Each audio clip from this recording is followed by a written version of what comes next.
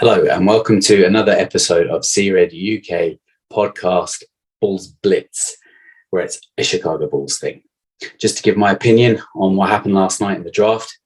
It looked like it wasn't going to go the Bulls' way at all. Looks like they weren't going to do anything after nearly 3 hours of sitting there watching the incredibly slow process of all the other teams coming and going and picking up players. Out of nowhere, the Bulls made a move. They have made a transition with the Wizards that gave them the 35th pick. We still don't know the details of it yet, of how they acquired it, but they have it, and they used it to pick in the second round. They picked Julian Phillips.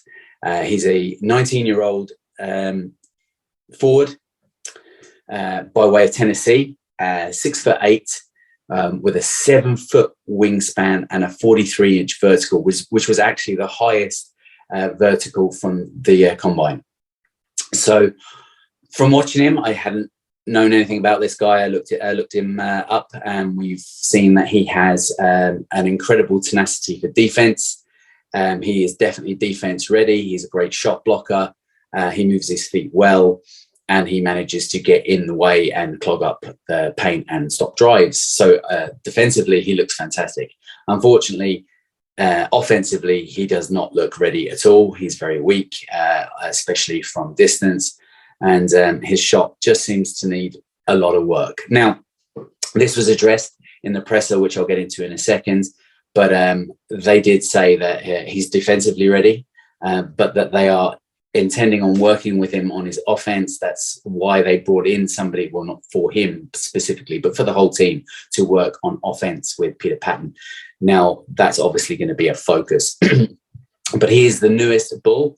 Hopefully he'll turn out to be a surprise signing that works out very well for us. He certainly fills an area of need on one side of the coin, but he certainly needs a lot of work on the other side of that. We also managed to pick up an undrafted player, Adama Sonogu. I think that's how you pronounce it anyway. He's a center, and he's been signed to a two-way contract. So I'd say he's going to be more summer league than anything else. So it didn't look like we were going to be making any moves. And we ended up making two of sorts. So let's hope that this works out well for us going forward. We certainly are weak in the forward position. So hopefully that's going to be fulfilled now by Julian Phillips.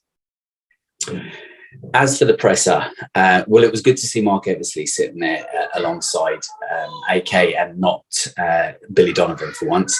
It was good to hear them both talk. There was an awful lot of the same lip service that we expected, that they are working from within and that they are happy with the Vooch trade, which is now done and dusted.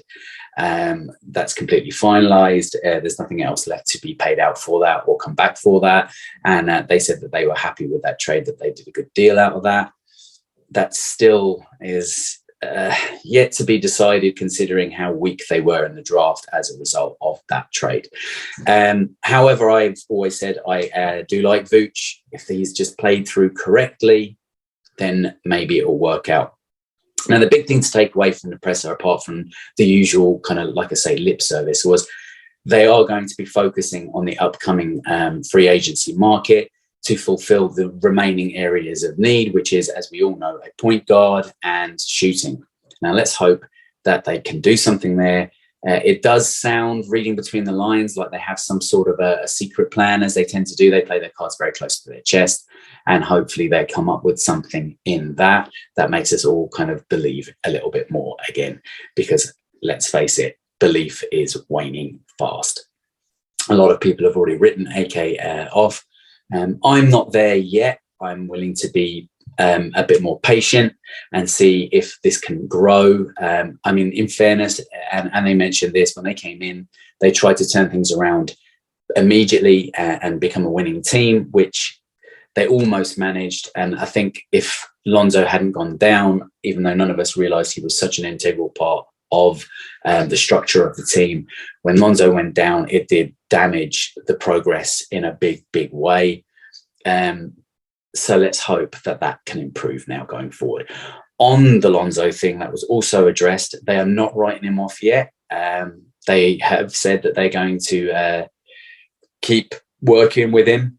They've said he has made progress, but at the same time, they also categorically stated that he will be out for next season entirely, which, come on, we all kind of knew already.